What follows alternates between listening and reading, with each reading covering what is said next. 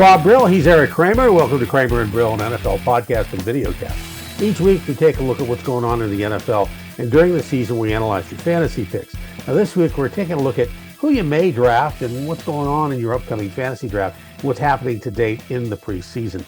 My esteemed colleague, former Bears and Lions quarterback Erik Kramer, and I will give you a look at what we're doing and some of the teams and some of the players that are out there that, that are making some noise and some that aren't. So, it's been a nice and easy preseason, like no major bizarre happenings or anything like that. I guess you might say the biggest question was Deshaun Watson, and now we know that he's going to be out for 11 games. Got fined a few $1 million. I think it was $5 million, and so he's going to be out for a while. And when he comes back, it's going to be 2/3 of the way through the season. Who knows where the Browns will be at that point? But the big question now is who's going to be the quarterback there, and we'll talk a little bit about Joshua Dobbs. He has come on. He's played really, really well lately in the preseason, and now he's battling for a shot at getting a job. It's interesting because I'm coaching now up at Ventura College, and so some quarterbacks that are up there, I'm having them literally this morning say, "Hey, if you've got them, watch some of these preseason games because the same things that we're working on that are both making them successful and not are happening in the same way." And so I've heard in terms of Cleveland, Jacoby Brissett's been doing pretty well, and he has at various times in his career. So I think they've got such a good team, and I think the coaching staff, starting with the head coach and the way they put that team together, and I'd say the way the season ended for them last year, I think they're looking to prove that they belong in this league, and they're playing a very tough division, as you know. And I think I think the table's going to be set. I do not think it will be blown by the team or whoever's playing quarterback, namely Brissett. I think the team will be in good shape by the time Deshaun Watson gets back, who I'm really not a fan of, but I know he's a great quarterback. And I think that's going to work out. I think the Browns are going to surprise some folks this year. Well, yeah, they're playing that tough division. I mean, going into the offseason, people were looking at the Steelers as being number 4 in the division, possibly, and they're looking much better.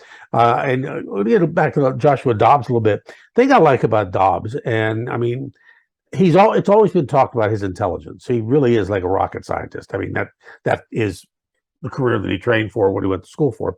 And so, but he's never really gotten a chance to show his stuff. He played a little bit in Pittsburgh.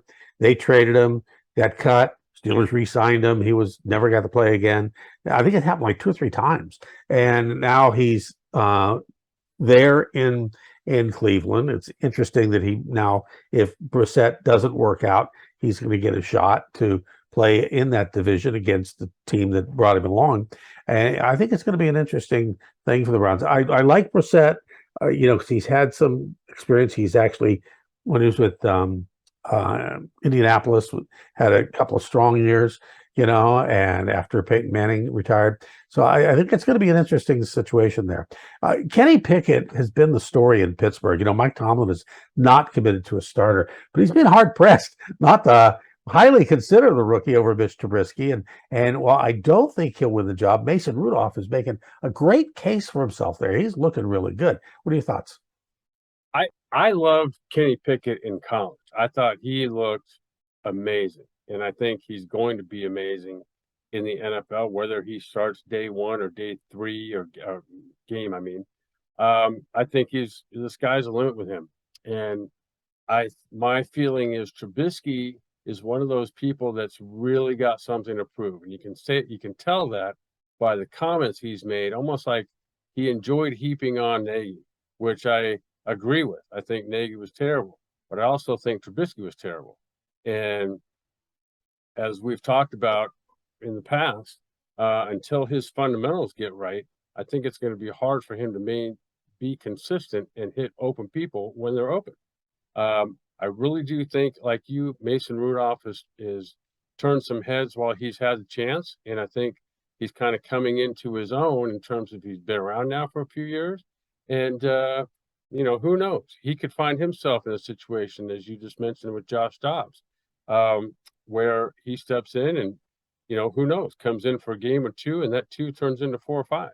And I think Tomlin's such a great coach and got such a great cast of coaches and players around him and has created a culture there in Pittsburgh that, even when things were horrible, he somehow managed to keep them together. Mhm. They're no longer horrible. Turning to the Rams, the Rams seem to be moving along, but you have to wonder how serious is this injury to Matt Stafford's throwing arm? He hasn't played really, and Perkins looks good over Wolford. I was at the Rams game Friday night, and Perkins got into play again. We knew he'd play probably the second half, and he really looks good. He's mobile. He seems to be intelligent as far as some of the decisions he made. So, what are you hearing over there? Nothing, but I did watch the preseason game. I got it recorded, and you're right. He looked amazing. And I think Stafford's elbow is going to be just fine. He's played with, injuries and pain before.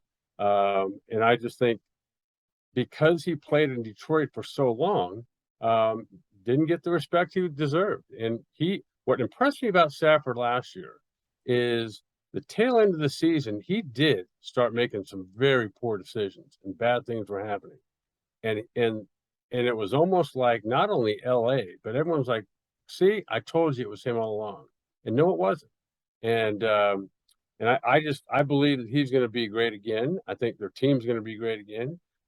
I think as bad as the Chargers looked against Cowboys just the other night, the Chargers haven't played any of their own people. And so I think in LA, it's very possible there could be a Rams-Chargers Super Bowl. And I think the Rams are at the top of the class this year. They're looking good, I know, and like you said, hardly anybody played the other day. They're still, working through Wolford and Perkins, and I mean, they cut Raymond Calais and AJ Rose, a couple of running backs today. They didn't get much of a chance. They got a little bit of a chance. One of them, I forget which one it was, made a really bad fumble. It was like I was sitting next to my wife, and I thought, that's the end of his NFL career this time around, and. But they also cut Warren Jackson and J.J. Koski. Tavon Austin got cut today, too. He's been around for 10 years. Not a lot of big names as far as wide receivers, running backs, and quarterbacks have been let go just yet. Today was another cut down day. Next Tuesday will be another cut down day. So some of the guys that are there some people that you're surprised that are still hanging on?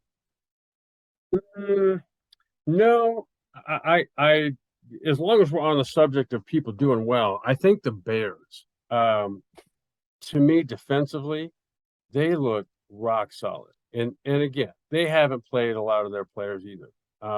But you can just tell they're coached very well. I think the quarterbacks have stepped up at times, and at other times, I'll point out to these guys I'm coaching, hey, down in the first game against, I guess it was Kansas City. Darnell Mooney is a blazing fast runner. He's in the slot, and he gets a pick from the outside guy who misses his guy. And so he just literally outruns him up the sideline. And it's a great throw. It's a great catch. But there's Fields staring him down the entire time.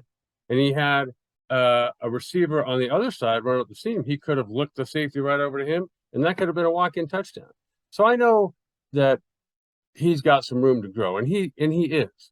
But I'm just saying that as good as I think they can be, they've still got some growth to do themselves. But defensively, they've got a linebacker out of Wisconsin, I figure it was Sanborn or something like that just he makes plays, and they all, I don't care what the play is, they know how to set an edge and know how to fill up inside.